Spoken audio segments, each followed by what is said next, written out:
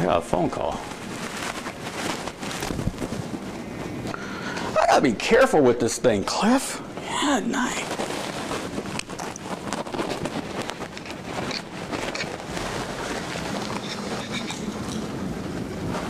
Ah, it's destiny. If destiny calls you, when destiny calls, you pick up the call, okay? Yes, destiny. Oh, a mental checkpoint? Okay.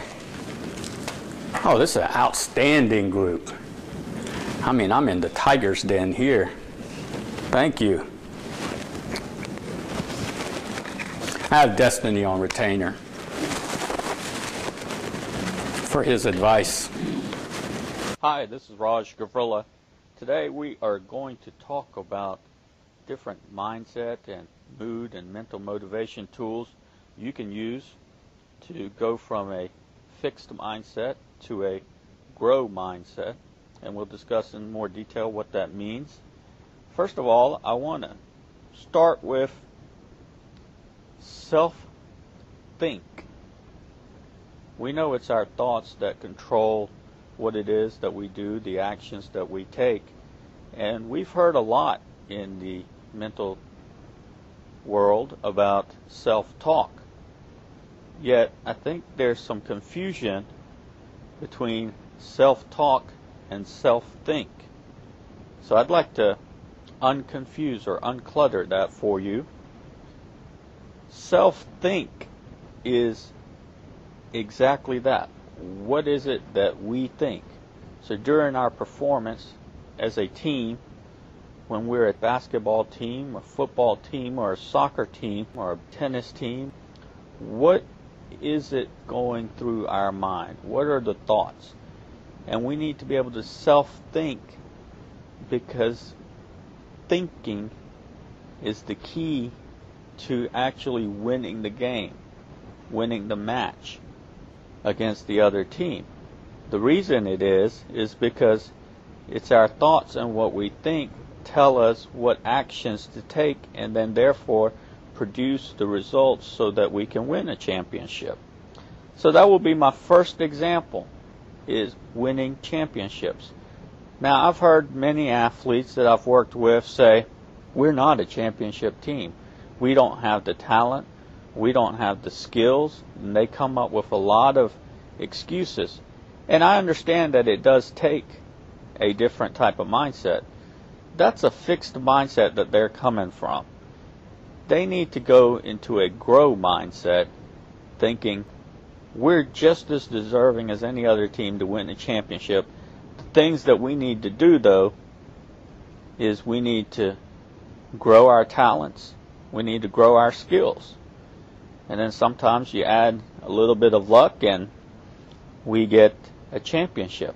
So any team, regardless if you won a championship or you're winless, needs to have the mindset of we want to win championships. And that should be verbally expressed, that should be visually expressed, and that should also be expressed amongst one another in conversation, so that we have that ultimate goal. So the ultimate goal in team sports is to win the championship. And you'll be surprised how this little adjustment makes such a big difference on the outlook of players as they come to do their preparation for practices, to participate and play in the matches.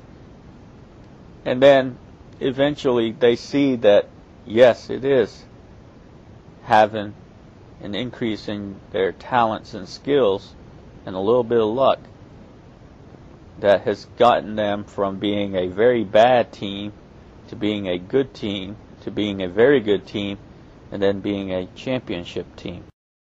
Self-talk, on the other hand, is what we say verbally out loud to ourselves. we're not saying this to someone else. We're saying it to ourselves to get us pumped up, to create that emotion. And it's very important to create emotion. We know from a lot of research that emotion comes before logic.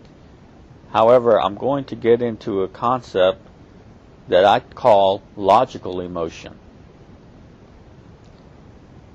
In tennis, we see several athletes. One in particular that comes to mind is Jimmy Connors, who is very successful. Use emotion, self-talk to get him going. Also, you see Serena Williams, who's lately been winning a lot of championships the last few years. And then you're starting to see even some of the more subtle players, although they're highly competitive and they use more self-think than self-talk, which I do highly recommend. You're seeing them also adapt in this way. Roger Federer, for example, is showing a little more emotion. Pete Sampras would show some emotion, but sometimes his emotion wasn't too wanted, and that would be he would throw up. However, every time I saw him throw up, he would win the match. And then, of course, we have John McEnroe, who was on both ends of the spectrum. He was a great self-thinker. Tool is for. And he was a great self